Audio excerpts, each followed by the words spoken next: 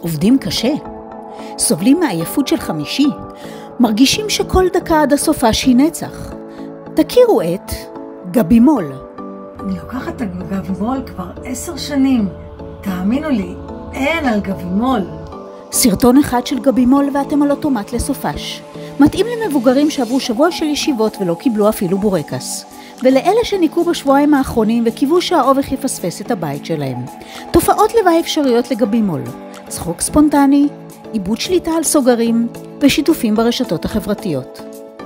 לנטולי חוש הומור, נא להתייעץ עם רופא לפני השימוש. גבימול כי הסופש לא יתחיל מעצמו. והשנה גבימול פורטה, להתמודדות עם סופש וליל סדר במחיר אחד.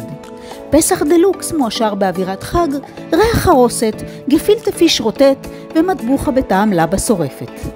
האירוע שבו מתלבשים יפה ופוגשים את כל הדודים, אבל אין צורך להכניס מעטפה בכניסה.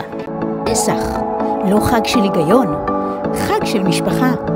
חמישי וחג שמח.